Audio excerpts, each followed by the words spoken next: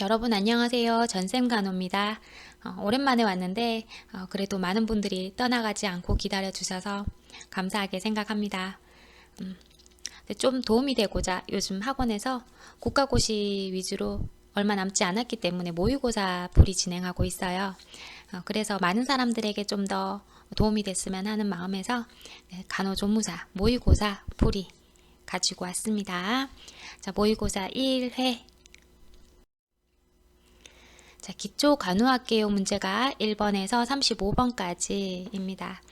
자, 1번 임신 28주 된 산모가 혈압이 160에 100, 얼굴과 손발에 부종이 심하답니다. 무엇을 의심할 수가 있는가? 답은 4번 임신 중독증입니다. 자, 여러분 반드시 알아야 돼요. 임신 중독증은 매년 출제가 되고 있어요. 임신 중독증의 3대 증상 아셔야죠. 자, 임신 중독증의 3대 증상 고혈압, 부종, 단백뇨 되겠습니다. 자, 문제가 여러 가지 형태로 이렇게 반복해서 바뀌면서 출제되고 있는데요. 임신 중독증이냐 아니냐 묻는 문제, 그리고 임신 중독증의 증상에 대해서 묻는 문제, 마지막으로 임신 중독증을 진단하려고 하면 어떤 검사를 진행할 수 있는지 묻는 문제 나올 수 있어요. 자, 고혈압, 부종, 단백뇨를 측정하기 위해서, 진단하기 위해서 혈압을 측정하고, 부종을 측정하려면 체중을 측정해 볼 수 있어요. 그리고 단백뇨를 알려면 소변 검사를 통해 알아낼 수 있겠죠. 자, 그래서 임신 중독증을 알기 위해서 할 수 있는 검사는 혈압, 그리고 체중 측정, 소변 검사 되겠습니다. 넘어갈게요. 2번 문제는 해부학이네요. 혈소판이 나오고 주요 작용을 묻는 문제 되겠습니다. 혈소판의 주요 작용은 뭔가요? 답은 3번 혈액응고죠. 자, 우리 해부학에서 혈액에 관해서 묻는 문제는 이제 적혈구, 백혈구, 혈소판이 돌아가면서 그 기능에 대한 문제가 나오고 있어요. 그렇기 때문에 우리가 수업 중에는 혈액의 성분이 혈장과 혈구로 나뉘고, 그리고 혈장에 혈장 단백질이 있고 이런 여러 가지 배웠지만, 그래도 이것만큼은 꼭 알고 가셔야 되는 거죠. 적혈구, 백혈구, 혈소판의 기능만 확실하게 아시고 시험 풀러 가십니다. 자, 적혈구의 기능은 산소 운반, 백혈구는 식균 작용, 혈소판은 혈액 응고죠. 지혈시키는 기능 하고 있어요. 자, 적혈구는 산소도 운반하지만 적은 양의 이산화탄소도 운반하고 있고요. 백혈구 작용하면 식균 작용이 대표적이고, 자, 식균 작용을 통해 우리 몸의 면역을 유지하고 있고, 자, 보기 4번에 나온 조직의 재생도 백혈구가 하는 일이죠. 넘어갈게요. 자, 3번 문제. 독약이나 약물을 과량 복용해서 약물 중독 환자가 생겼습니다. 자, 어떤 약물을 먹었는지 모르는 상태인데 일단 가장 먼저 해야 될 조치로 옳은 것은 물었어요. 답은 2번 약물 용기를 확인한다 입니다. 자, 물론 문제에서 약물을 복용하고 구토를 하고 있는 환자를 발견했다라고 하면 어떻게 할까요? 약물을 복용하고 누워서 구토를 하고 있을 때는 그 토물이 기도로 흡인이 되지 않도록 측유를 취해주거나 고개를 옆으로 돌려준다, 기도를 확보하는 자세를 취한다라고 하면 그것이 정답인데, 지금 여기는 그런 보기 항목이 없기 때문에 이제 약물 용기를 확인한다 되겠습니다. 신속하게 병원으로 호송을 해야 되고요. 병원으로 호송할 때 환자와 함께 환자가 뭘 먹었는지, 어떤 약물을 먹었는지 확인하는 작업이 필요해요.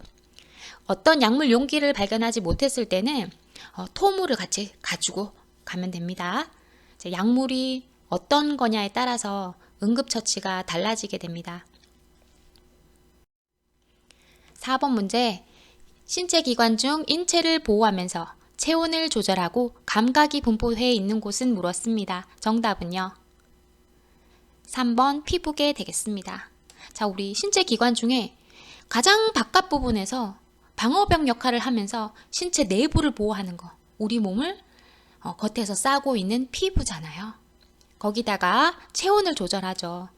우리가 날씨가 추워져서 체온이 떨어지게 되면 우리 몸에 있는 털을 세워서 보온층을 형성하기도 하고요. 혈관을 수축시키기도 하죠.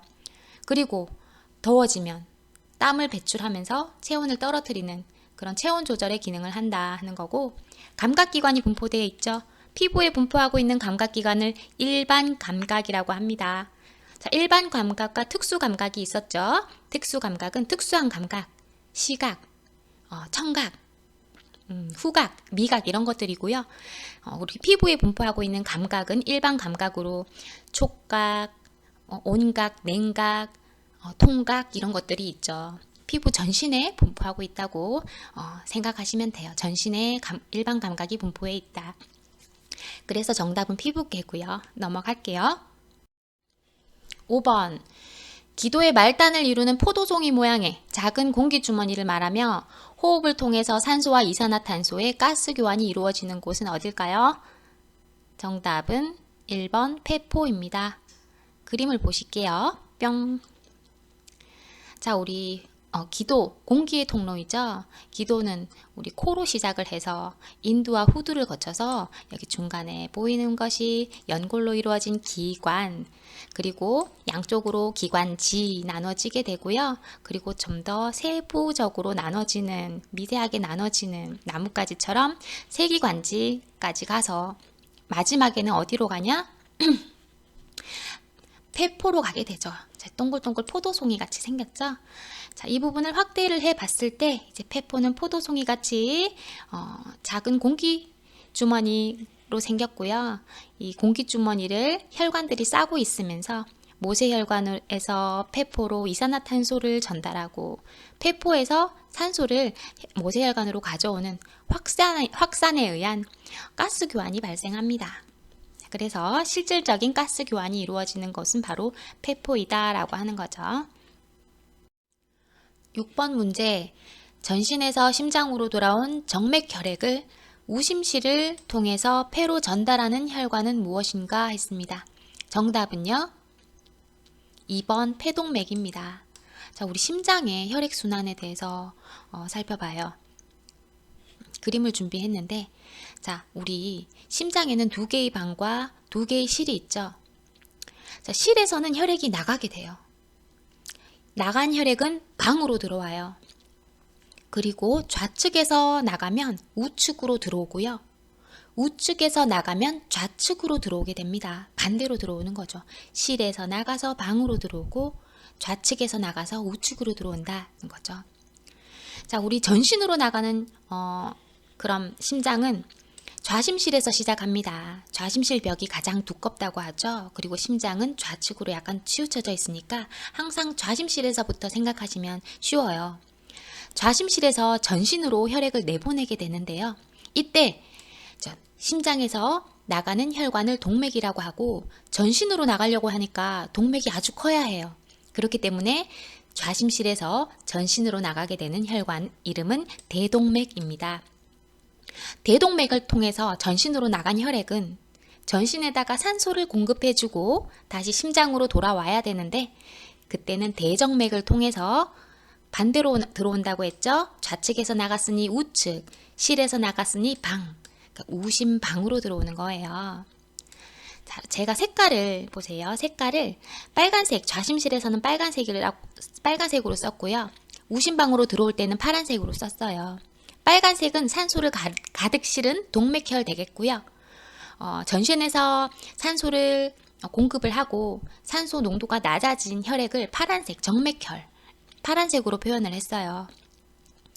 자, 우심방으로 정맥혈이 들어오게 되는 거죠. 자, 우심방에서 우심실로 혈액이 이동했다가 이번에는 어떻게 해요? 전신에다가 산소를 다 주고 와서 정맥혈이 되었으니까 이번에는 산소를 가지러 가는 거야. 산소를 가지러. 우심실에서 폐로 가게 되는 거죠. 우심실에서 심장에서 나가는 혈관의 이름은 동맥이라고 했고 폐로 나가니까 폐동맥을 통해서 폐로 가게 되는 거죠. 그래서 6번의 정답이 보세요. 심장으로 돌아온 정맥혈액을 했죠. 정맥혈액, 산소를 다 줬으니까 정맥혈액이 된 거예요. 파란색. 우심실을 통해서 다시 산소를 가지러 폐로 나가게 되죠. 나가는 혈관의 이름은 동맥이었고요. 폐로 가니까 폐동맥인 거예요. 폐에서 산소를 받아서 다시 동맥 혈이 돼서 산소를 가득 실은 빨간 피가 되어서요. 심장으로 돌아와야 되는데 폐 정맥을 통해서 돌아오고 좌심방으로 들어오는 거예요. 그죠?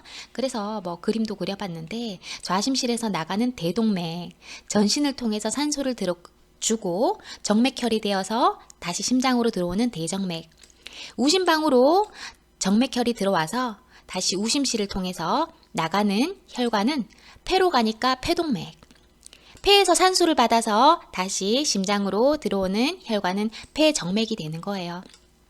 자, 여기서 유의할 점은요. 여기서 유의할 점은 이제 우리 정맥혈과 동맥혈을 물어보는 문제가 나올 수 있어요. 조금 어렵게 나오면 그건 심화이긴 한데 보세요. 동맥혈관에는 다 동맥혈이 흐르지 않아요. 예외가 있죠. 바로 폐예요. 폐로 가는 동맥은요. 정맥혈이 흘러요. 이름이 동맥이죠. 이름은 폐동맥이지만 여기 이름은 동맥이지만 정맥혈이 흐른다는 사실. 그리고 폐로 가서 심장으로 들어올 때는 이름이 폐정맥을 통해서 들어오지만 여기는 이미 산소를 막 싣고 오기 때문에 이름은 정맥이지만 동맥혈, 산소를 가득 실은 혈액이 흐른다고 하는 사실. 요것만 조금 숙지를 더 해주시면 완벽할 것 같아요. 자, 심장의 순환이 좀 어렵다고 생각하실 수 있는데 요거 순서만 좀 기억하시고 시험 보러 갈게요. 넘어가겠습니다. 7번 양리학이네요. 국소마취제이자 심실성 부정맥 치료제로 사용되는 약물 물었습니다. 정답은 3번 리도카인이죠. 자, 리도카인은 암기 들어가야 되는 약물이에요. 자, 약리학에서 중요하게 다루는 약물들이 몇 개 있어요. 그 중에 한 가지고 리도카인은 왜 중요하냐면 국소마취제이면서 부정맥 치료제로도 쓰이는 약물이기 때문이에요. 이건 그냥 무조건 외우세요. 리도카인이다. 저 다른 거 찍지 말고 국소마취제 나오면 리도카인 찍으면 됩니다. 우리가 이제 뭐 손가락이 찢어져서 응급실에 꿰매러 갔을 때 투명한 약물을 근육이나라든지 피하에 주사하게 되죠. 그러면 피부가 마취가 돼요. 그게 리도카인이에요. 그리고 부정맥 치료제는 어떻게 쓰냐면 심장이 부정확하게 뛰잖아요. 막 불규칙하게 뛸 때 제대로 잡아준다는 거지. 리도카인을 정맥으로 주사를 해서 심장의 부정맥을 좀 호전되게 하는 약물 되겠습니다. 응급약물이죠. 리도카인 꼭 알아두세요. 8번 협심증으로 인한 흉통 시에 사용하며 작용시간이 매우 빠른 혈관 확장제인 니트로글리세린을 효과적으로 투여하는 방법으로 옳은 것은 물었습니다. 답은요. 1번 설하 투여죠. 설하가 약어로 어떻게 됩니까? 약어로 SL이라고 하는 것도 아셔야 되죠. 써버린 거. SL, 설하로 줍니다. 니트로글리세린. 자, 니트로글리세린 하면 세 가지 특징 꼭 기억해 주세요. 니트로글리세린은 혈관 확장제로 관상동맥을 확장시키는 거예요. 심장에 관상동맥이 좁아져서 생기는 것이 협심증 아니겠어요? 그러니까 심장 혈관을 심장으로 가는 관상동맥을 확장시켜줘서 협심증의 통증을 감소시키는 거죠. 반드시 설하로 투여합니다. 설하에 아주 작은 알갱이에 하얀색 알약인데요. 솜사탕 녹듯이 사르르 녹아요. 그렇기 때문에 씹어 먹을 필요도 없고 삼킬 필요도 없고 설하에 넣어두면 됩니다. 자, 두 번째 기억해야 될 것은 차광 보관이다. 변질이 잘 됩니다. 약효과가 떨어지니까 반드시 갈색병에 보관하거나 아니면은 우리 협심증 환자들은 목걸이에 넣어두고 다니는 목걸이가 있어요. 스틸로 된 그런 목걸이를 가지고 다닌다거나 빛을 못 보게 해야 된다는 거죠. 그리고 세 번째로 내성이 잘 생긴다. 자, 요거는 약간 심하긴 한데요. 니트로글리세린은 처음 하나를 복용했을 때 아주 드라마틱하게 효과가 좋아요.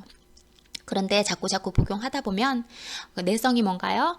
같은 효과를 보기 위해서 그 약물의 용량을 자꾸 증가시켜서 복용하는 걸 말하죠. 약효가 점점 떨어지는 거야. 한 알 복용하던 걸 두 알 먹고 세 알 먹고 네 알 먹고 하게 되는 게 바로 내성인데요. 니트로글리세린이 내성이 아주 잘 생기는 약물입니다. 자, 그래서 니트로글리세린 세 가지 기억해 주세요. 설하로 투여한다, 차광 보관한다, 내성이 잘 생긴다. 9번. 자, 오전에 백내장 수술을 받았다. 침상 안정 중인 74세 남자 노인 환자를 간호합니다. 주의사항은요. 정답은 3번입니다. 기침, 오심, 구토가 있으면 보고한다. 기침, 오심, 구토는요. 이런 증상이 있을 때는 안압이 올라가게 되는 증상들이에요. 기침, 오심, 구토 같은 것들은 바로 제거를 해줘야 되죠. 수술 치유가 되기 위해서 안압이 올라가지면 안 된다. 백내장 수술뿐만 아니고 녹내장 수술도 마찬가지고 안구 수술을 했을 때 안압이 올라가는 걸 방지하기 위해서 기침하거나 오심하거나 구토가 있으면 안 되고 응가할 때 배변할 때 힘주는 것도 안 돼. 그래서 배변 완화제도 투여하곤 해요. 그래서 3번입니다. 자, 1번 볼까요? 수술 직후에는 가벼운 운동 하지 않습니다. 수술 직후에는요, 눈이 어느 쪽이든 한쪽 눈이 안 보이잖아요. 너무 어지럽고 제대로 걸을 수도 없어. 그렇기 때문에 수술 직후에는 절대 안 정합니다. 눈 수술했을 때는요. 2번에 안구 운동을 강화하면 안 돼요. 눈 수술했을 때는 안구 운동을 최소화해야 돼요. 안구 운동하면 눈의 치유가 잘 되지 않아서 안구 운동하지 못하게 하는 게 우리 밀착 드레싱 하죠. 눈꺼풀 위에 밀착해서 안대를 꺼지를 대어준다. 뭐 이런 것도 정답이 될 수 있어요. 안구 운동을 최소화시킨다라고 해야 돼요. 자, 4번에 환측을 아래로 하여 눕히면 안 됩니다. 건강한 쪽이 아래쪽으로 오게 측 위로 눕히고요. 아니면 앙화 위로 똑바로 눕게 하면 되고요. 5번에 심호흡 권장하는 건 전신마취 수술하고 나서죠. 자, 요거 중요한데 나중에 가서 다른 문제가 있어요. 다른 문제 통해서 얘기할게요. 전신마취 수술하고 나서 회복하려면 심호흡과 기침을 해야 되는데 백내장 수술 같은 경우에는 전신마취 하는 수술이 아니에요. 그래서 5번 심호흡은 필요 없습니다. 답은 3번 되겠어요. 10번 병원에서 간호행정을 기획할 때 누구 중심으로 방침을 세우고 실시하고 평가하는가? 답은 5번 환자 중심이죠. 자, 요런 건 보너스 문제죠. 무조건 환자 중심이다. 환자 보호자도 아니고 보건복지부 장관 중심도 아니고 간호사 중심도 아니고 병원 중심도 아니에요. 그리고 치료 중심도 아니고요. 환자 중심이에요. 환자 중심. 11번 간호의 목적을 자연적인 치유 과정이 바람직하게 일어나도록 돕는 것이라고 정의하고 환경의 중요성을 강조한 사람은요. 정답은 3번 나이팅게일 되겠습니다. 자, 우리가 간호관리에서 많은 학자들을 접하지 못했어요. 가장 우리가 친근한 사람이 누굽니까? 나이팅게일이죠. 나이팅게일이 시험 문제에 가장 많이 나오니까 잘 모르겠으면 나이팅게일을 선택하셔야 돼요. 잠깐 살펴볼게요. 자, 나이팅게일은 환경의 중요성을 강조했다. 그리고 간호는 직업이 아닌 사명이라고 말했고요. 질병을 간호하는 것이 아니고 사람을 간호한다. 그리고 오늘날 전인 간호의 이념을 제시한 것도 나이팅게일 되겠습니다. 넘어갈게요. 21번이 아니고 12번. 자궁경부암을 조기 진단하는 방법. 비교적 간단하고 통증도 없고 가력이 저렴합니다. 자, 그래서 국가에서 무료 검진 해주고 있죠. 자궁암 검진 뭡니까? 정답은 1번이죠. 파파니콜라우 도말 검사. 자, 우리 팝스미어라고 해요. 팝스미어 검사라고 해서 처방은 팝스미어라고는 아는데 파파니콜라우 도말 검사를 줄인 거예요. 자, 자궁경부암을 조기 진단하는 방법으로는 팝스미어 검사를 하게 되고요. 쇠석이나 절석이죠. 같은 말이죠. 쇠석이를 취한 체위로 이제 우리 자궁질을 통해서 면봉을 넣어서 이제 멸균된 면봉이겠죠. 멸균된 면봉을 넣어서 자궁경부에 있는 점액을 채취해서 그 떨어져 나온 세포를 현미경으로 보는 방법이에요. 알아두세요. 파파니콜라우 도말 검사. 13번. 자, 영양 문제입니다. 뼈와 치아의 구성 성분입니다. 정답은 1번 칼슘이죠. 칼슘. 그래서 노인에게서 뼈가 약해지니까 권장해야 되는 영양소도 칼슘이죠. 자, 칼슘 흡수를 도와주는 비타민도 아셔야 돼요. 칼슘 흡수를 도와주는 비타민은 비타민 D 되겠어요. 14번. 임신 초기에 태반에서 분비되는 호르몬이죠. 임신 기간 내내 지속되고 임신, 유산, 자궁외 임신 진단, 그리고 임신 반응 검사 시에 활용되는 호르몬 물었습니다. 정답은 5번 육모 성선 자극 호르몬 HCG라고 하는 호르몬이에요. 이것은 소변에서도 검출이 되고요. 우리 혈액에서도 검출이 되죠. 자, 우리 태반에서 분비되는 호르몬, 임신 진단 호르몬 되겠어요. 용모, 성선, 자극 호르몬.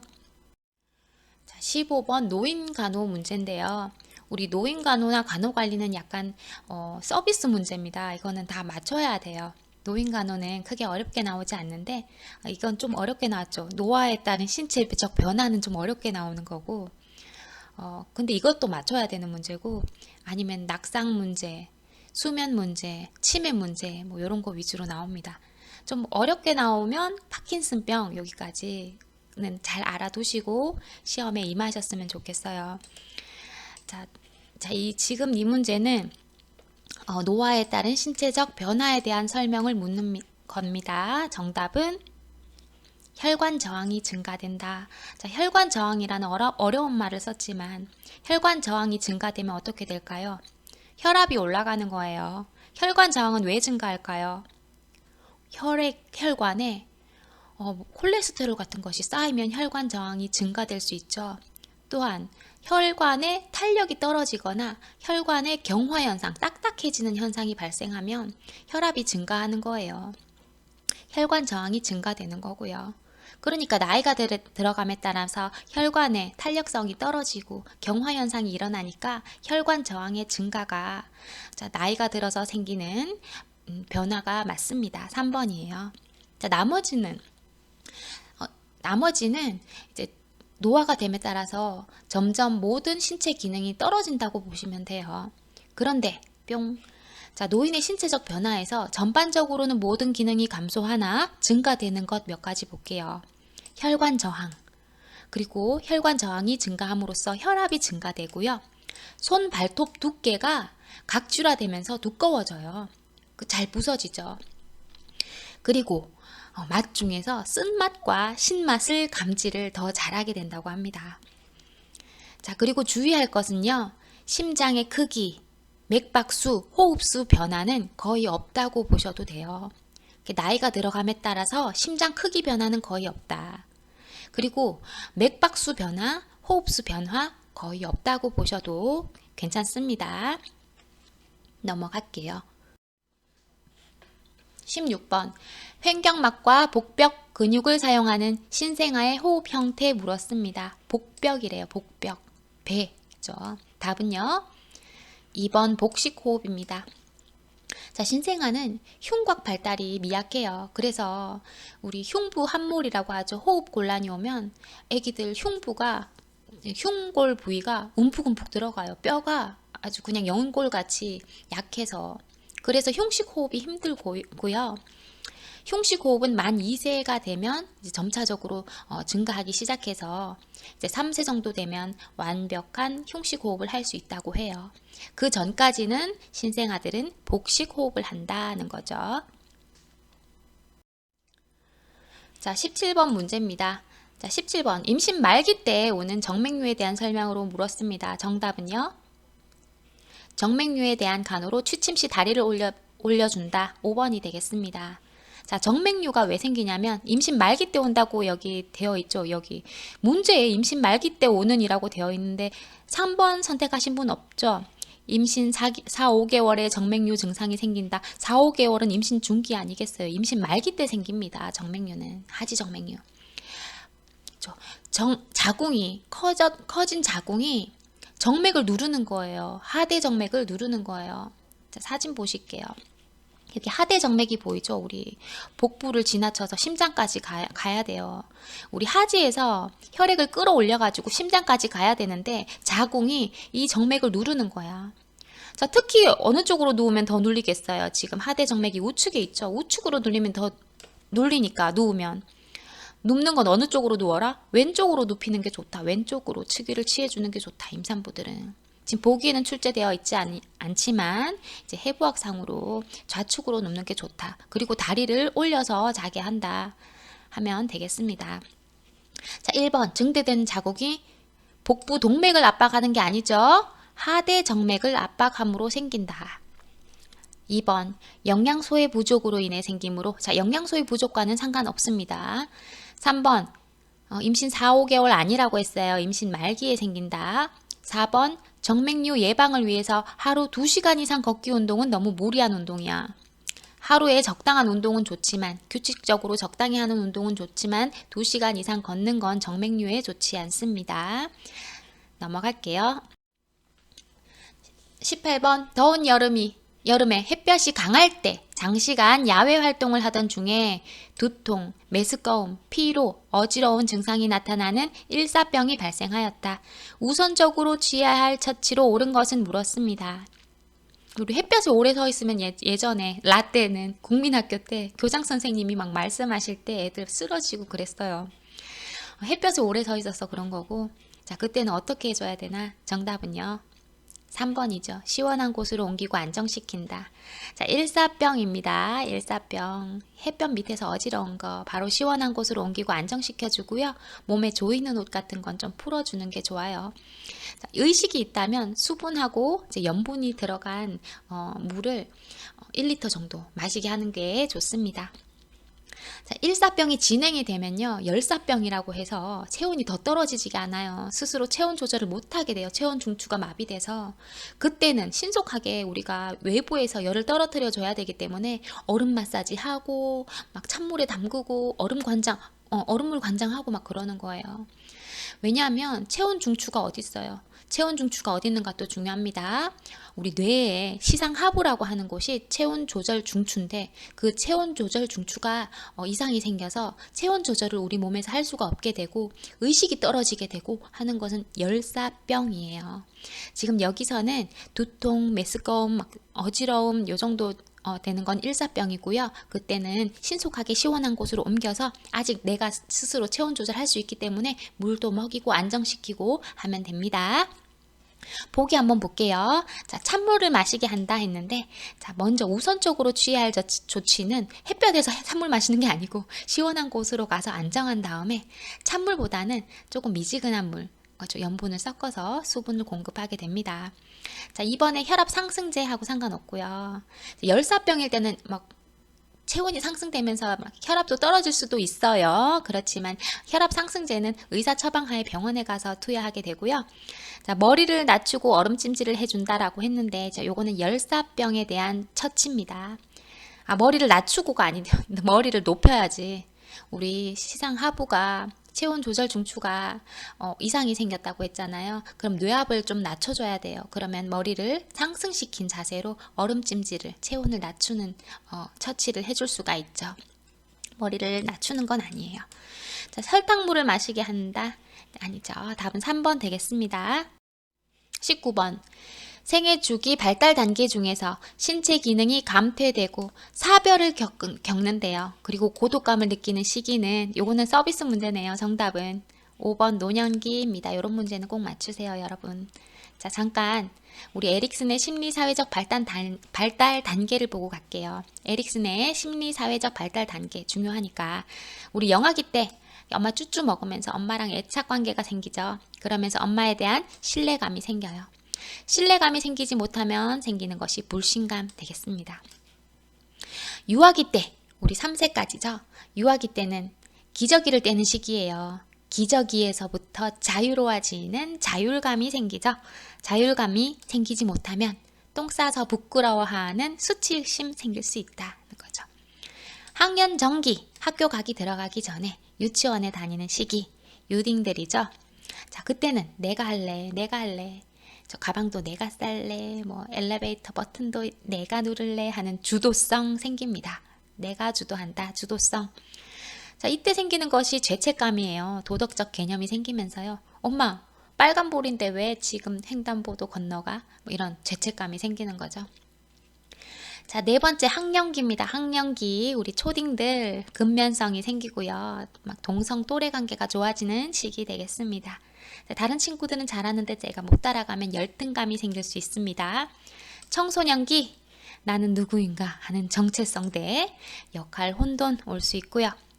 자, 우리 성인 초기, 사회에 드디어 첫 발을 내딛었어요. 친밀감 대 사회에 섞이지 못하면 고립감, 취업을 하지 못하면 친구들 사이에 또 섞이기도 힘들고 고립감 생기는 거예요. 중년기, 이제 어느 정도 돈이 모여야 되는데 돈이 잘 잘 모아놨어. 어느 정도 아이들도 좀 키웠고 그래, 생산성이죠. 이제 생산성이 많이 증대되어 있다. 그렇지만 또 너무 많이 써버리거나 이제 또 주식으로 탕진을 했거나 하면 뭡니까? 침체성이 온다. 생산성 대 침체성. 자, 노년기죠. 자, 내가 살아온 길을 통합해서 돌아볼 수 있는 통합감 대 주위의 사별이라든지 친구도 죽고 하니 고독감이 밀려옵니다. 절망, 통합 대 절망 되겠습니다. 20번입니다. 나이가 들게 되면 노인들의 숙면을 취하는 데 어려움을 겪게 되죠. 숙면을 취하지 못하는 노인 환자를 위한 간호로 옳은 것은 답은 5번 등 마사지를 해준다. 자, 등 마사지는요, 진짜 누구나 해주면 우리 애기들도 등 마사지 해주면 잘 자잖아요.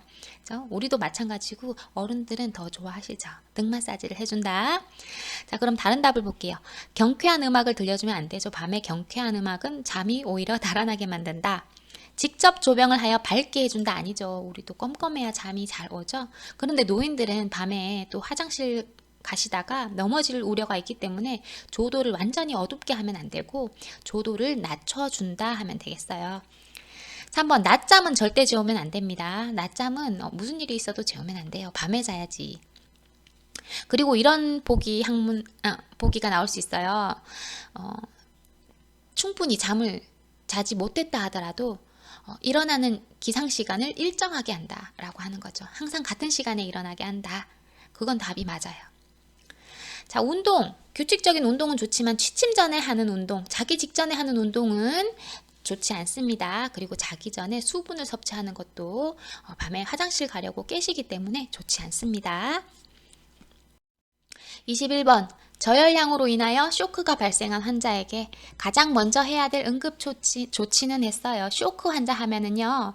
자, 이것 먼저 기억하세요. 정답은 다리를 올려준다. 다리를 올려줘야 돼요. 뿅.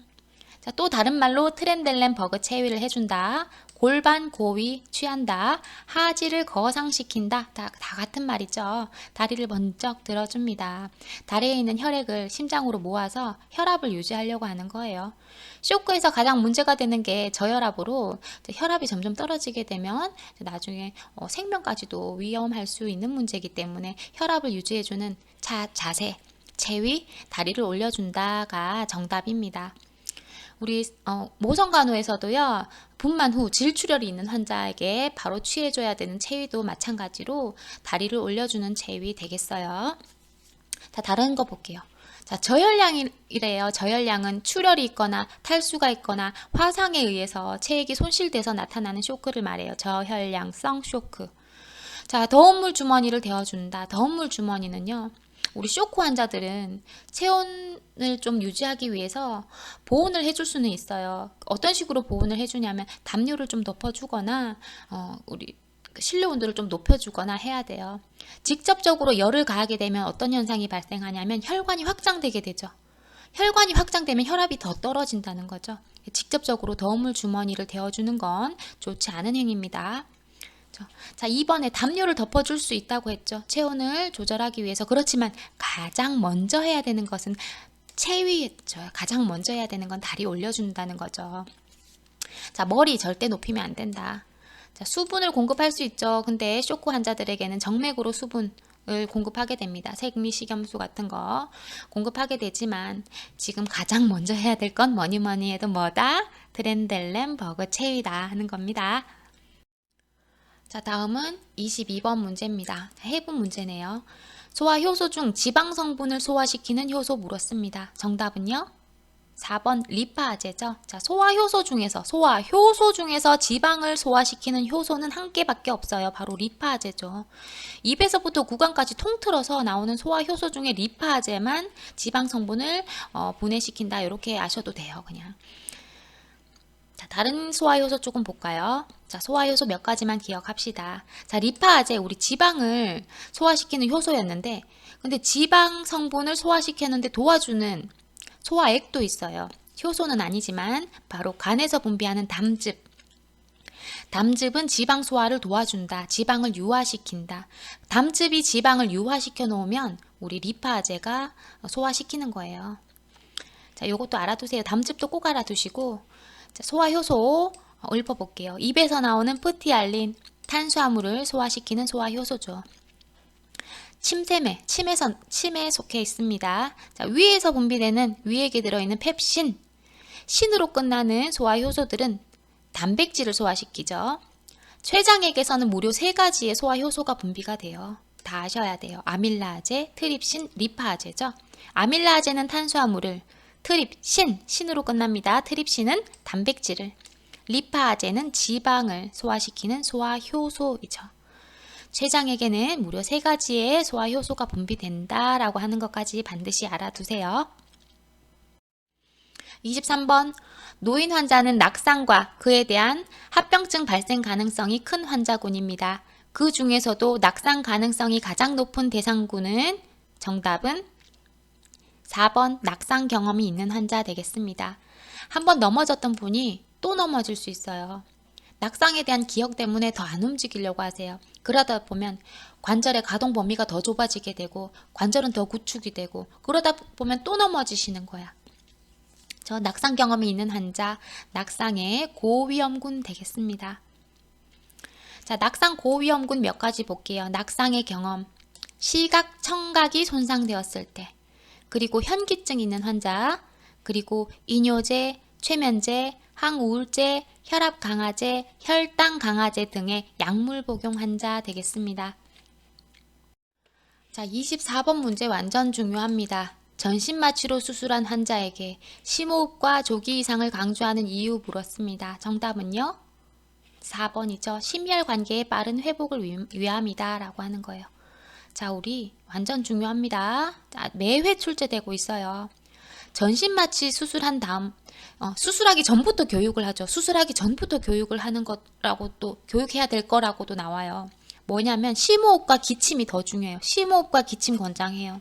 바로 무기폐 예방을 위한 건데 무기폐가 뭐냐면 전신마취 할 때는 기관지 삽관을 해요. 기관지 튜브를 삽입을 해서 기계로 호흡을 하게 한답니다. 그러니까 내 호흡이 없어지는 거야. 자발 호흡이 없어지고 기계로 호흡을 하게 하다가 수술이 끝나고 이제 기계 호흡을 제거하잖아요. 그러면 나의 자발 호흡이 돌아와야 돼요. 그러지 않으면 폐포가 다 찌그러져 있게 되는데 그게 바로 무기폐예요. 납작해진 폐포를 앞에서 봤죠. 동글동글해야 돼요. 다시 공기를 채워서 빵빵하게 만드는 작업이 바로 기침과 심호흡이에요. 그래서 무기폐 예방을 위해서 심호흡과 기침이 뭐니 해도 너무 중요하고요.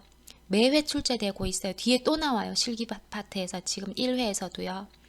그리고 우리 몸의 혈액은 흐르지 않으면 멈춰 있으면 얘는 굳는 성질이 있어요. 그걸 혈전이라고 합니다. 근데 혈전증, 혈전으로 생기는 정맥의 염증을 혈전성 정맥염이라고 하죠. 자, 그걸 예방하기 위해 조기 이상을 격려한다. 빨리빨리 걸어 다녀라, 움직여라 라고 하는 거예요. 걸어 다니지 못하면 팔다리 운동, 관절 범위 가동 운동이라도 해라는 거죠. 그래서 전신마취로 수술할 환자에게 심호흡과 조기 이상을 강조하는 이유가 뭐다? 심혈관계의 빠른 회복을 위함이다가 답이 되는 거예요. 반드시 기억해 주시기 바랍니다. 완전 중요합니다. 다른 거 틀리셔도 이거 틀리지 마세요. 모의고사 뒤에 제가 풀이를 얼마 정도 더 올릴 수 있을지 모르겠지만 매회 나오고 있는 문제 되겠습니다. 자, 25번. 혈당량이 일정 이상으로 높아지면 하고 막 분비돼서 뭐 글리코겐이 나오고 했습니다. 결국 혈당량을 조절하는 역할을 하는 호르몬을 묻습니다. 정답은요? 5번 인슐린이죠. 혈당을 떨어뜨리는 호르몬 인슐린. 어디서 분비됩니까? 췌장에서 분비됩니다. 자, 췌장은 우리 앞에서 췌장액을 분비해서 소화작용도 하는 외분비기계죠. 그런데 지금 보니까 인슐린을 분비하는 호르몬을 분비하는 내분비기관도 돼요. 그래서 우리 췌장 단독으로 작년에도 시험에 나왔잖아요. 췌장 단독으로 췌장이 하는 일, 췌장 기관이 중요하다는 거죠. 인체에서 외분비 기관인 동시에 내분비 기관이 되는 것은 하고 문제가 나왔어요. 그래서 답은 췌장이었고요. 자, 외분비 기능은 췌장액을 분비했죠. 소화효소인 아밀라제, 트립신, 리파아제가 췌장액에 들어있었어요. 그러니까 소화관으로 외적으로 분비를 해서 소화를 돕는 외분비 기능인 동시에 내분비 기능은 혈액으로 호르몬을 내보내게 되죠. 그래서 내분비 기능이에요. 자, 인슐린과 글루카곤 두 개의 호르몬을 분비하게 되고요. 베타세포, 랑게르한스 섬의 베타세포라고 하는 곳에서 인슐린이 분비가 되고, 인슐린은 혈당을 떨어뜨리는데, 또 알파세포에서 분비하는 글리카곤은 인슐린과 반대작용을 하죠. 혈당을 높이는 호르몬 되겠습니다. 췌장에서 분비하던 호르몬, 인슐린과 글루카곤, 혈당을 조절하는 호르몬입니다. 자, 26번 68세의 남성 환자는 이름을 부르면 대답이 없고, 큰 소리나 밝은 빛에 자극을 주면 눈을 뜨고, 그리고 통증 자극을 피하려는 듯한 행동을 보인다. 자, 요게 포인트예요. 통증 자극을 피하려는 듯한 행동을 보인다. 의식 수준이 뭡니까? 정답은요, 혼미 되겠습니다. 혼미. 자, 혼미와 혼수가 좀 헷갈리실 수가 있어요. 제가 정리 좀 해드릴게요. 의식 수준을 평가할 때, 우리 머리를 다쳐서 병원으로 이송되어 온 환자를 봤을 때 환자의 의식을 평가함으로써 어느 정도 뇌가 손상이 되어 있는지 알아보는 거예요. 자, 의식이 명료하다라고 하면 묻는 말에 대답을 잘해. 여기 어디? 병원. 나는 누구? 여기 지금 몇 월? 하면 7월, 8월. 지금은 몇 월인가요? 지금 2월인가요? 2월. 이렇게 진압력이 또렷하고, 그리고 말도 또렷또렷하게 하고 사람과 눈맞춤도 잘하고 하면 의식이 명료하다고 하는 거예요. 자, 기면 상태는 졸린 상태. 제가 이런 강의를 하면서 우리 학생들이 막 졸려할 때 있잖아요. 그럼 기면 상태에 빠지지 마라 막 이렇게 얘기하는데, 졸린 상태입니다. 그래서 기면 상태는요, 막 잠을 자다가 깨서 횡설수설할 수도 있고, 그리고 자다가 뭘 물었을 때 다음날 깨면은 기억이 잘 안 날 수도 있잖아요. 그러니까 기억이 잘 안 날 수도 있다라고 하는 특징이 있어요. 근데 기면은 잘 나오지 않습니다. 자, 다음은 혼돈이에요. 혼돈. 자, 혼돈부터는 도, 미, 솔 하시면 돼요. 혼돈, 혼미, 반혼수, 수. 자, 혼수는 외울 필요 없죠. 혼수는 마지막 단계예요. 아예 반응이 없는 단계. 식물인간 상태라고 보시면 돼요. 코마에 빠졌다. 이게 혼수고요. 자, 혼돈, 혼미, 반혼수를 도, 미, 솔로 외우시고요. 자, 혼돈은 크게 어려울 거 없어요. 혼돈 또는 창란이라고 하는데, 우리 말하잖아요. 혼돈의 도가니다. 이런 얘기 하잖아요. 뭐다? 너무 혼란스럽다. 진압력이 떨어져 있는 거예요. 내가 지금 여기가 어딘지 모르겠고, 지금 낮인지 밤인지 모르겠고, 이렇게 횡설수설하는 게 혼돈 상태, 창란 상태라고 합니다. 자, 혼미와 혼수를 헷갈려 하세요. 혼미, 미가 먼저죠. 도, 미, 솔 중에 미가 먼저 옵니다. 자, 혼미는요, 통증과 큰 소리에 반응이 있어요. 우리가 의식 수준 평가할 때 환자 깨우려고 니플, 유두를 이제 살짝 찝어 보거든요. 근데 니플을 찝으면 환자가 통증을 호소하잖아요. 그런데 이때 혼미는 중요한 건 손이 가. 통증을 피하려는 듯한 행동을 보인다는 거죠. 내 손을 치우려고 손이 가거나 아니면 몸을 비틀어서 그 통증 자극을 피하려고 하는 행동을 하는 거. 이게 중요해요. 그게 바로 혼미예요. 혼미, 미, 도, 미, 솔 중에 미예요. 그리고 큰 소리로 부르면, 큰 소리로 귀에다 대고 얘기하면 시끄럽다면서 이렇게 막 찡그립니다. 그러니까 소리 반응이 있어요. 손이 가고 소리에 반응이 있는 건 혼미예요. 자, 그럼 반혼수 봅니다. 반혼수로 진행되면 솔이죠. 소리 자극에 반응이 없어요. 큰 소리 불려도 소리 자극엔 반응이 없고, 니플을 찝었을 때 찡그리거나 하는, 이렇게 표현은 해요.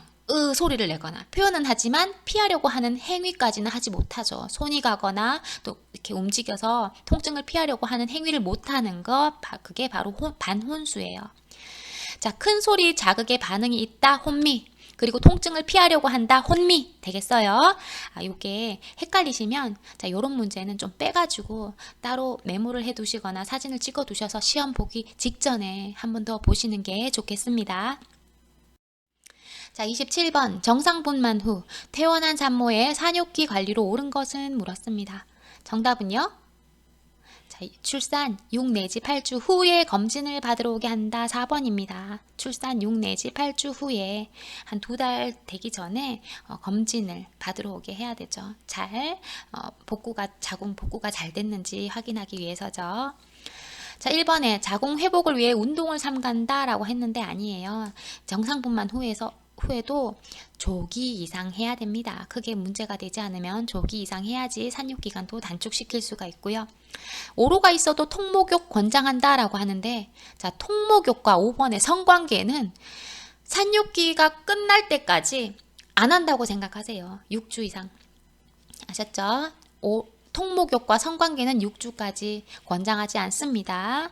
그리고 3번에 산후통이라고 하는 건 우리가 쉽게 말해서 훗배알이라고도 하거든요. 어른들이 훗배알이라고도 하는데 얘는 자궁이 제자리 가려고 통증이 있는 거예요. 한번 늘어났던 자궁이 더 늘어나게 되면 그러니까 둘째, 셋째는 산후통이 더 심하죠. 그러니까 초산부보다 경산부가 더 심하다는 것도 알아두세요. 저도 둘째보다 셋째 때가 훨씬 심했고 셋째 때는 아예 그냥 이 산후통 때문에 진통제를 달고 살았어요. 이번 기간 동안. 산후통은 그런데 1개월 가면 안 된다는 거죠. 일주일 정도 있을 수 있다. 자, 넘어갈게요. 28번 산모가 출산 전에 B형 간염 양성 반응을 보였다. 영아가 BCG 접종을 하기 위해서 병원에 왔을 때 이미 받았어야 될 예방접종 물었습니다. 정답은요? 3번 B형 간염이죠. B형 간염, 우리가 지금 문제의 첫째 줄에 산모가 출산 전 B형 간염 양성 반응을 보였다라고 했는데 요거는 조금 없어도 풀 수 있는 문제 되겠어요.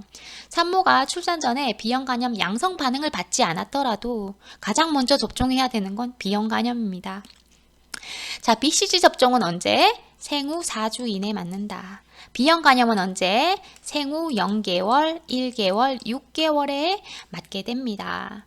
그렇기 때문에 이 B형 간염은 엄마가 분만하고 3일간 입원해 있을 때 퇴원하기 전에 아기가 벌써 맞았어야 돼요. 그러니까 BCG 맞으러 4주 후에 오게 되면 B형 간염 1차는 0개월에 맞으니까 이미 맞았어야 되는 상태입니다.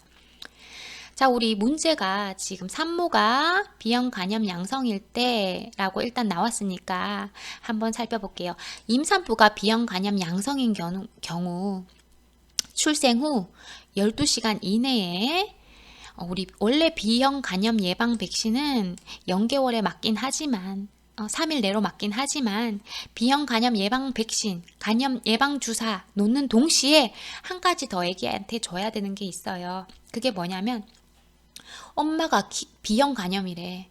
그러면 아기도 수직 감염이란 말이에요. 아기도 감염됐을 거라고 가정을 하고 B형 간염에 대한 치료제를 줘야 돼요. 그게 뭐냐면 바로 B형 간염 면역 글로불린입니다. 이게 뭐냐면 면역 글로불린이 뭐냐면 남이 만들어 놓은 B형 간염에 대한 항체예요. 우리 B형 간염 예방접종이 내가 항체를 스스로 만들기 위해서 균을 주사하는 거라면 지금 여기서 치료제로 주는 B형 간염 면역 글로불린은 남이 이미 만들어 놓은 항체를 지금 내가 감염되어 있으니까 급하니까 치료제로 항체를 주입을 하는 거예요. 내 몸의 균과 싸우라고요. 아셨죠? 그렇기 때문에 B형 간염 면역 글로불린과 B형 간염 백신을 동시에 아기에게 접종하게 됩니다. 한 가지 더 말씀드리면, 자, 남이 만들어 놓은 항체, 면역 글로불린, 항체 주사는요, 인공 수동 면역이에요. 인공적으로 남이 만든 걸 내가 주사를 맞는 거니까 인공 수동 면역 되고요. 간염 예방 백신, 예방 접종은 인공 능동 면역이에요. 왜냐하면 내가 스스로 만들게 균을 주입하는 거니까 내가 스스로 만드는 건 능동이고 인공적으로 주입을 해서 만드는 거니까 인공 능동 면역 되겠어요. 그러니까 B형 간염 엄마가 양성일 때 아기에게 인공 수동 면역과 인공 능동 면역을 같이 만들어주게 하는 거죠. 넘어갈게요. 자, 29번 자영업자 K씨는 고혈압으로 20년 동안 약을 복용하고 있다. 고혈압 환자에 대한 식단 물었습니다. 정답은요, 3번 저나트륨식입니다. 자, 고혈압 환자 그리고 당뇨 환자 둘 다 체중 조절을 해야 되죠. 살찌면 혈당 그리고 혈압 조절이 안 돼요. 그렇기 때문에 저지방 주고요, 저탄수화물 식이 줍니다. 특히 당뇨 환자는 단당류를 제한해라. 현미라든지 통곡물 같은 다당류는 주고요. 단당류는 제한하는 게 좋고 저콜레스테롤, 저칼로리, 포화지방을 제한한다. 그리고 뭐니 해도 저염식이, 저나트륨식이 되겠어요. 자, 한 가지만 더 말씀드릴게요. 고혈압 환자 같은 경우는 고칼륨을 권장합니다. 칼륨을 권장해요. 이유는요, 칼륨과 나트륨이 조금 친한데 이게 붙어 다니는데 서로 기량작용해. 서로 반대작용을 해요. 그렇기 때문에 칼륨이 높아지게 되면 나트륨을 배출되는 효과를 가져올 수 있기 때문에 우리 저나트륨 시기가 필요하니까 칼륨을 권장함으로써 나트륨 수치를 좀 낮출 수가 있습니다. 그래서 고혈압 환자에서 고칼륨 시기 권장한다 하면 틀린 말이 아니에요. 넘어갈게요. 자, 30번 상복부 수술 환자 호흡기 합병증을 예방하기 위한 방법 물었습니다. 자, 앞에서 중요하다고 했는 거 또 나왔는데 보니까 실기에도 또 나오는데 30번에 또 나왔어요. 정답은요. 바로 심호흡, 체위 변경, 기침 권장 되겠어요. 체위 변경보다 심호흡과 기침 권장하는 것이 호흡기 합병증, 무기폐를 예방한다고 했죠. 지금 상복부 수술 환자라고 했지만 흉곽 수술도 상관없고 전신마취 수술한 모든 환자들이 모두 호흡기 합병증인 무기폐를 예방하기 위해서 심호흡과 기침을 해야 돼요. 답은 3번입니다. 자, 앞에 24번에서 중요하다고 나름 수술 후 무기폐 예방을 위해 기침과 심호흡 장려 완전 중요해요. 자, 31번 B형 간염 전파 위험이 가장 낮은 상황으로 오른 것은 물었습니다. 정답은요. 4번 땀에 노출되었을 때. 자, 우리 B형 간염을 뭐라고 하냐면 혈청성 간염이라고 하죠. 혈청성 간염은 혈액으로 전파가 되거나 성교를 통해서 전파가 되거나 그리고 엄마가 감염되었을 때 태아가 있으면 태아에게 수직 감염이 일어날 수 있습니다. 그렇기 때문에 땀에 의해서 감염이 되는 건 아주 낮은 상황이라고 봐야 되죠. 자, 32번 한방 문제입니다. 한방. 자, 한방에 의하면 노는 화내는 것은 인체의 어떤 장기를 상하게 하는가 물었습니다. 정답은요. 5번 간이죠. 간. 이거는 제가 이제 수업 시작할 때 한방을 시작할 때 우리 학생들에게는 노래로 외우게 했어요. 그래서 절대 틀리지 않죠. 우리 시간이 얼마 남지 않은 시점에서 막 노래를 암기하라고 어떻게 말씀을 못 드리겠어요. 자, 볼게요. 5장은 간신비패신입니다. 간신비패신. 잠깐 불러보면 간신비패신 노희사비궁 시남산 고감 계양우마돈 오장육부간담 비위신방광 심소장 폐대장 여기까지 이렇게 외웠는데 자, 간신비패신이 5장 되겠습니다. 이건 반드시 아셔야 되고요.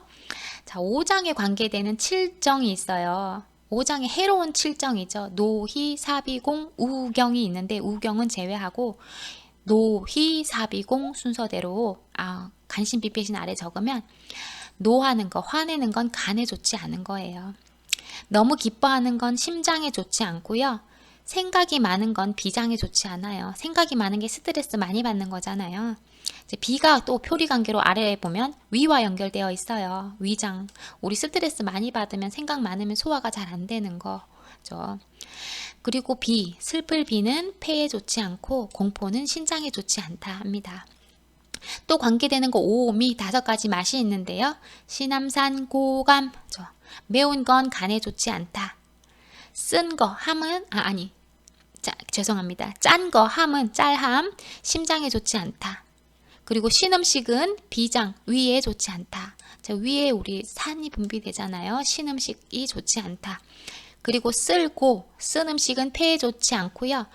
단 음식은 신장에 좋지 않습니다. 마지막으로 오축이에요. 계양우마돈. 개는 닭고기로 간에 좋은 가축이에요. 양은 양고기로 심장에 좋고 우는 소고기로 비장, 위장에 좋고 말고기는 폐에 좋고 돼지고기는 신장에 좋다고 합니다. 자, 그리고 표리관계 반드시 알아두세요. 간담, 간과 담낭, 그리고 비장과 위장, 신장과 방광, 심장과 소장, 폐와 대장. 자, 요거 반드시 표리관계 묻는 문제도 나올 수가 있습니다. 그리고 5장, 7정, 오미, 오축 한꺼번에 같이 이렇게 노래로 외워두시면 너무 좋겠어요. 한번 더 해볼까요? 5장 간신비패신 노희사비궁 시남산 고감 계양우마돈 오장육부간담 비위신방광 심소장 폐대장. 폐대장 넘어갑니다. 33번 한방간호에 있어서 동양의학의 특징 물었습니다. 정답은요? 4번입니다. 경험의학으로 신체와 정신의 조화와 균형을 강조한다. 자, 1번부터 보면 한방간호는요, 정신적인 면을 육체적인 면보다 더욱 강조를 했습니다. 그래서 틀렸고요. 2번에 자, 인체를 여러 개의 독립된 기관의 조밀한 조직으로 이루어진 협력체다라고 했는데 아니에요. 얘는 독립된 기관이 모인 게 아니고 우리 몸은 그냥 하나의 통합된 통일체예요. 통일체, 전체적 통일적이다. 막 이렇게 나와야지 협력체가 아닙니다. 3번은 말장난 쳐놨어요. 소자연이란 말은 우리 한방에 나오지가 않아요. 인간을 대자연에서 파생된 소우주로 간주한다. 인간은 소우주, 그죠? 큰 대자연에서 파생된 소우주라고 하는 거죠. 소우주.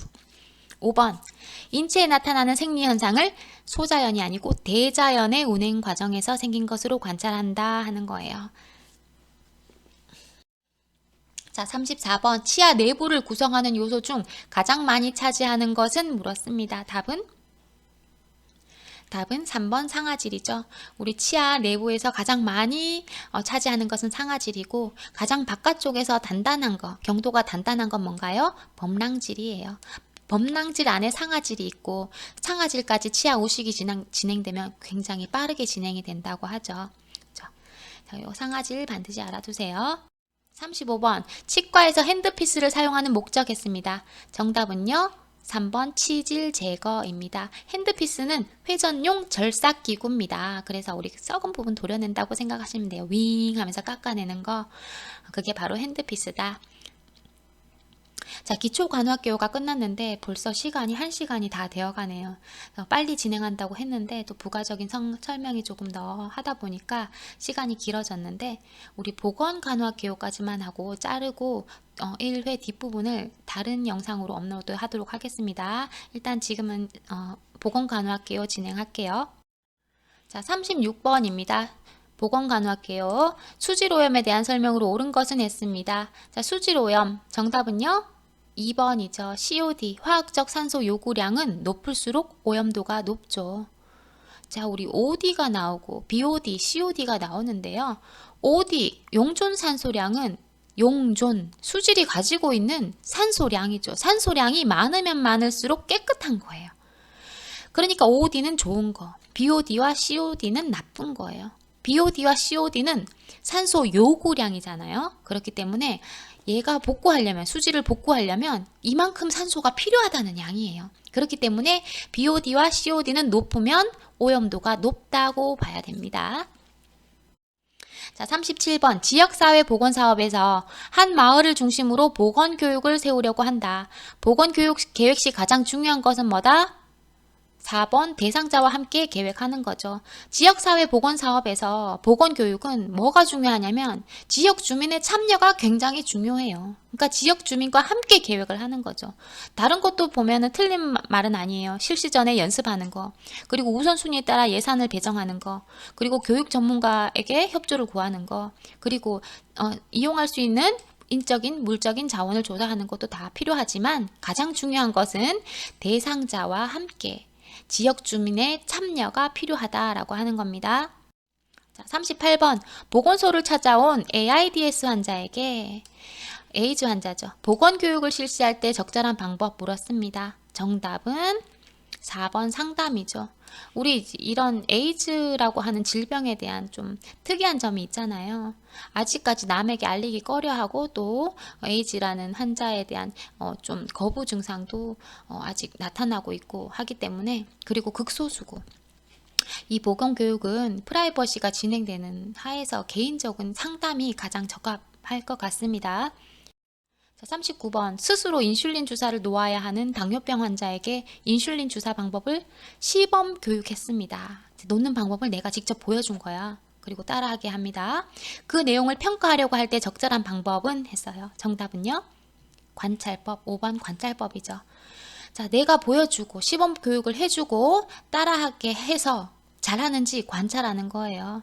자, 3가지 정도 알아두세요. 신생아 목욕, 모유 수유, 인슐린 자가주사, 자, 요런 거 교육을 하고 관찰법을 통해서 평가하도록 합니다. 40번입니다. 보건교육 시 학습자 요인 중에서 학습자 흥미를 유발하고 태도와 행동을 효과적으로 변화시키는 데 영향을 가장 많이 주는 것은 답은 5번 학습 동기죠. 이거는 학습 동기라고 그냥 알아두세요. 학습 동기가 뭐니 해도 가장 중요하다. 결과에도 영향을 많이 미칩니다. 우리가 지금 공부하는 목적을 생각해 보세요. 목적이 있는 것과 동기가 있는 것과 동기가 없는 것과 집중력이 어느 게 더 좋은지. 그죠? 학습 동기가 무엇보다 중요하다. 자, 41번. 보건교육이란 지역사회의 간호 업무 중에서 가장 포괄적이고 중요한 것이다. 자, 보건교육이 가장 중요하답니다. 이러한 보건교육의 목표는 정답은요? 3번이죠. 보건에 대한 지식, 태도, 행동의 변화를 가져오게 한다. 자, 물론 1번 2번 틀린 말 아니에요. 지식을 전달해서 질병을 예방할 수 있죠. 그리고 개인의 건강 유지 증진을 하기 위함일 수도 있죠. 근데 개인보다 사회가 되어야 되고 보건교육은 그죠. 지역사회 전체를 대상으로 하니까 개인이 아니고 사회의 건강을 유지 증진하기 위해서 뒤에 붙어야죠. 지식, 태도, 행동의 변화를 가져오는 것이 보건교육의 목표예요. 적정 수준의 건강을 향상 유지하기 위해서 지식, 태도, 행동의 변화가 와야 되는 거죠. 이제 포괄적인 목표를 찾으셔야 돼요. 물론 질병도 예방할 수 있고 지식, 태도, 행동의 변화를 가져옴으로써 질병도 예방할 수 있고 건강도 유지 증진할 수 있기 때문이에요. 42번.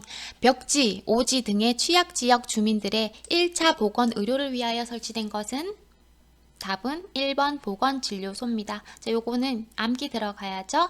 자, 보건진료소는 1980년 농어촌 등 보건의료를 위한 특별조치법에 의해서 1981년부터 농어촌 오지에 설치가 되었습니다. 보건진료소 되겠습니다. 43번. 정신적, 육체적, 신체적인 노동 부하에 반응하는 생체 태도를 의미하는 산업 피로에 대한 설명으로 옳은 것은 물었습니다. 산업 피로랍니다. 답은요. 3번. 충분한 영양과 휴식으로 예방이 가능하죠. 산업 피로.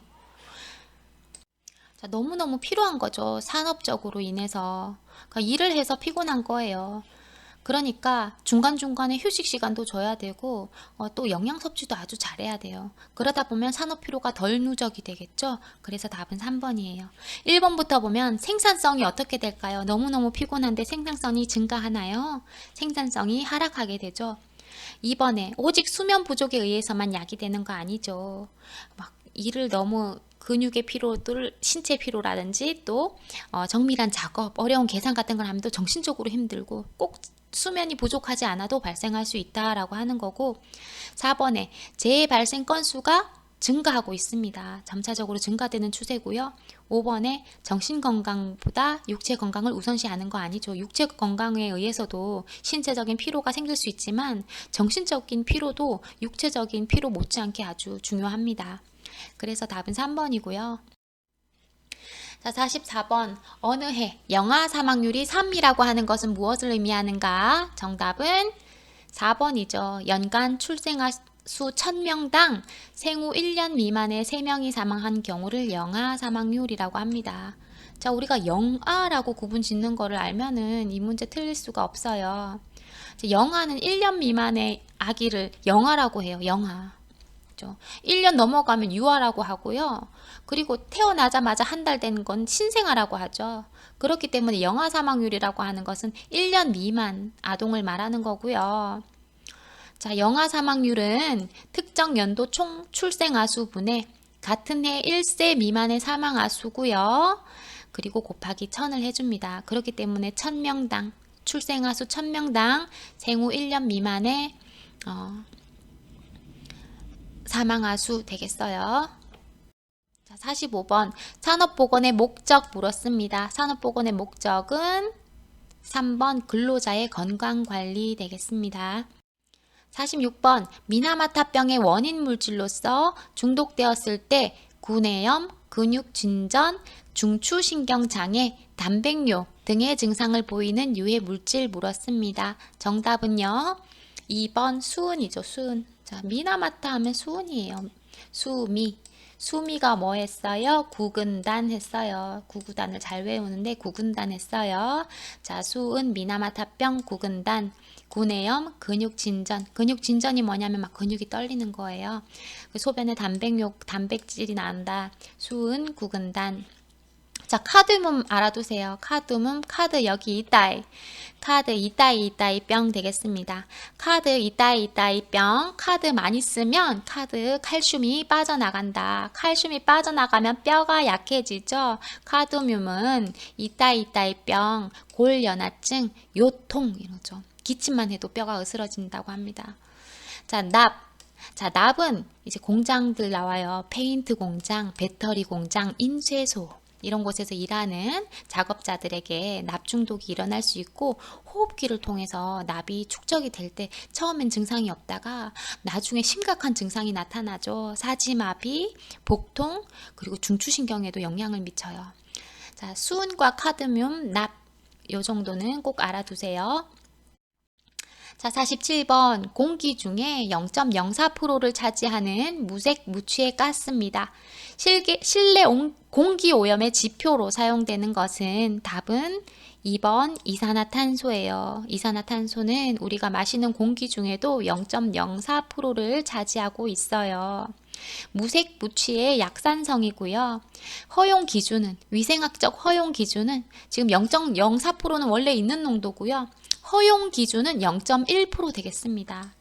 자, 0.1% 막 더 증가하게 되면 어떨 때 실내에 다수 많은 사람들이 밀집되어 있어서 막 호흡을 하다 보면 이산화탄소가 증가되죠. 그때 나타나는 두통, 불쾌감, 현기증 이런 증상이 생기는 걸 군집독이라고 합니다. 군집독은 이산화탄소 때문에 생기는 증상들이고요. 그리고 이 이산화탄소가 실내 공기오염의 지표로 사용된다는 것까지 이산화탄소에 대해서 꼭 알아두시고 시험 보러 가세요. 자, 48번입니다. 오랜 시간 산업 현장에서 근무한 김 부장이 직업병을 얻었답니다. 직업병에 대한 설명으로 옳은 것은 답은 3번이죠. 오랜 시간에 걸쳐서 점진적으로 발생하여 병을 일으키게 됩니다. 1번부터 한번 살펴보면요. 작업 중에 발생하는 치료 불가능한 질병을 뜻한다라고 했지만 작업 중에 발생하는 모든 질병을 직업병이라고 하지는 않습니다. 그 직업과 연관이 되어 있다고 증명이 되어야 돼요. 그것은 치료 가능한 것도 있고 치료 불가능한 것도 있겠죠. 그래서 1번은 틀린 답이다. 2번, 배치 전 건강진단을 통해서 발견할 수 있는 건 아니죠. 그곳에 배치된 다음에 생긴 병이기 때문에 특수 건강검진을 통해서 발견할 수 있습니다. 자, 4번, 생산직 근로자에게서 발생하는 질병.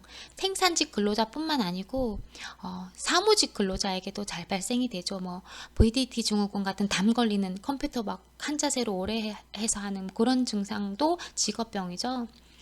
5번, 직업병의 진단이 이루어지기까지 많은 시간이 소요돼요. 단기간이 아닙니다. 많은 시간이 소요돼요. 그러니까 그 영향이 이제 확인되지 않으면 그게 직업병으로 인정받기가 어려워요. 그래서 그걸 증명을 해야 되기 때문에 진단이 이루어지려면 시간도 많이 소요되고 그리고 그 질병이 또 점차적으로 나타나는 질병이에요. 바로 다음날 바로 생기는 질병이 아니기 때문에 진단이 이루어지기 어렵다라고 하는 점 알아두시고 넘어갈게요. 자, 49번, 50번. 자, 여기까지만 진행하도록 할게요. 우리나라 대부분 도시에서 사용되는 쓰레기 처리 방법은 답은 매립법입니다. 우리나라 쓰레기는 다 파묻어요. 땅덩이도 적은데 다 땅에 파묻어요. 그래서 지하수가 오염되는 게 단점이죠. 자, 50번. 독소형 세균성 식중독 중 장독소를 분비하며 잠복기가 짧은 식중독이고 우리나라에서 가장 많은 식중독은 뭔가요? 답은 5번 포도상구균 됩니다. 자, 독소형 세균성 식중독은 세 가지 있습니다. 보통, 포도맛, 웰치스죠. 보통, 보툴리누스, 포도맛, 포도상구균, 웰치스는 웰치균. 요 세 가지가 독소형 세균성 식중독이고요. 보툴리누스, 보통. 자, 보툴리누스균은 통조림, 보통조림과 소시지로 전파가 잘 되고요. 그리고 포도상 구균 식중독 꼭 알아두세요. 끓여도 파괴가 되지 않고, 그리고 잠복기가 가장 짧고요. 그리고 우리나라에서 가장 많이 발생하고요. 그리고 유통기한 지난 케이크로 감염이 될 수 있다라고 하는 거. 자, 이런 것도 나옵니다. 유통기한 지난 케이크 나오면 포도상 구균 되겠어요. 자, 살모넬라는 나중에 다른 회차에서 나오는데, 살모넬라는 24시간 잠복기 저온 살균 이런 게 특징적입니다. 자, 50번까지 했고 이제 공중보건학개론은 다음 영상에서 준비해 보도록 하겠습니다. 수고하셨습니다.